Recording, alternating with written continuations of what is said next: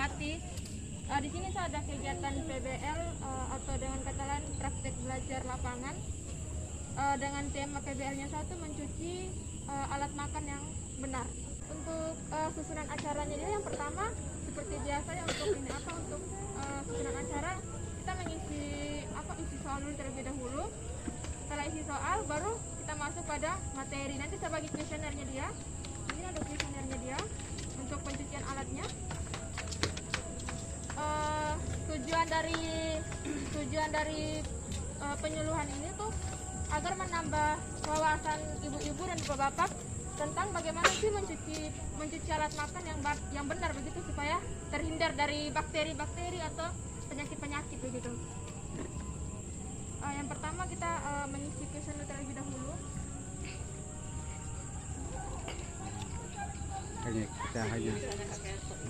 Hanya kita pegang begini tapi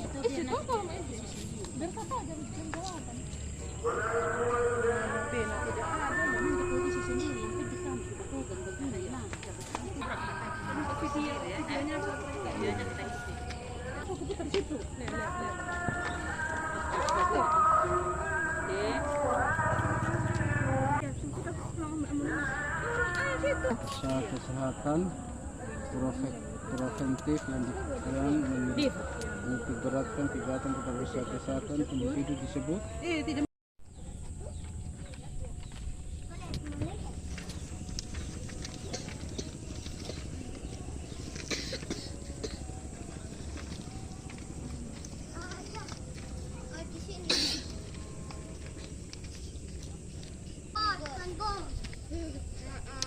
Tadi kan kita sudah masuk di acara pertama, perkenalan, terus isi kuesioner, isi soal. Sekarang kita masuk di acara intinya dia itu penyampaian materi terkait cara pencucian alat makan yang benar.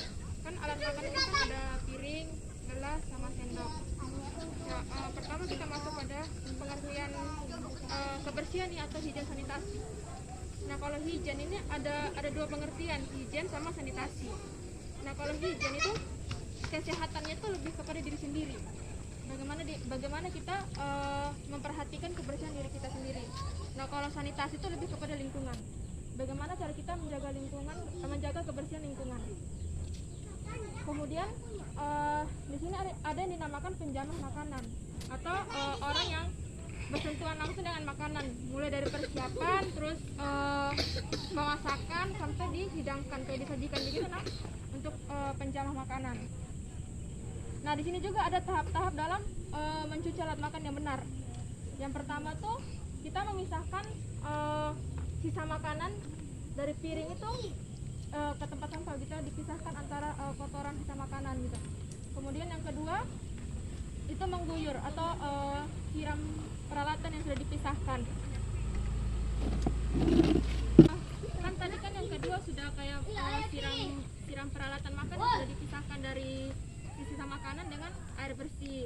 Nah yang ketiga tuh mencuci peralatan makan dengan deterjen atau kayak yang biasa kita pakai sunlight atau apa begitu kan. Terus yang keempat habis dicuci itu dibilas lagi dengan air. Terus yang terakhir itu kayak menggosok peralatan makan sudah dicuci dengan handuk, bisa dengan kain lap kayak serbet begitu yang kita biasa pakai di dapur yang bersih gitu. Di sini juga ada standar dalam mencuci alat makan. Seharusnya kalau misalkan dalam dunia perindustrian atau dunia gizi, tepatnya kayak di rumah sakit itu kan ada punya standar pencuciannya sendiri kan, tidak sembarangan. Kita harus pakai cilemet gitu kan supaya tidak terkena kotoran, tidak terkena cipratannya di bajunya kita gitu. Kemudian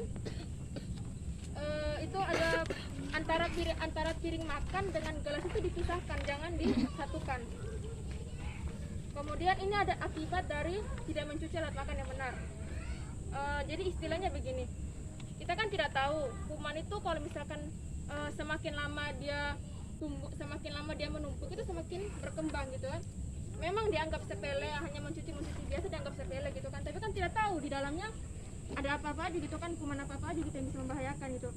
Kalau semakin banyak dia tertumpuk itu kan kedepannya malah merugikan kita sendiri gitu, kita malah tertimbul penyakit apa gitu kan. Jadi Baik, dari materi yang sudah saya sampaikan, saya simpulkan sedikit ya. Kalau misalkan kita sebagai penjamu makanan atau orang yang bersentuhan langsung dengan makanan, terlebih dahulu memperhatikan higien sanitasi diri kita sendiri. Kemudian untuk kebersihan peralatan makan itu penting, karena untuk menghindari terjadinya kejadian-kejadian yang tidak diinginkan seperti keracunan makanan atau apa gitu. Tadi langkah-langkah mencuci alat makan tuh yang pertama ada memisahkan kotoran dari sisa-sisa, memisahkan kotoran dengan piring gitu atau alat makan. Kemudian yang kedua mengguyur, yang ketiga membersihkan dengan menggosok deterjen di peralatan makan, yang keempat mengguyur lagi, terus yang kelima melap dengan kain bersih atau handuk gitu. Oke, sekian dari materi yang sudah saya sampaikan. Jika ada yang ingin ditanyakan dipersilahkan ini. Sudah. Jika tidak ada, saya tutup. Wassalamualaikum warahmatullahi wabarakatuh. Terima kasih atas waktu dan kesempatan yang diberikan, dan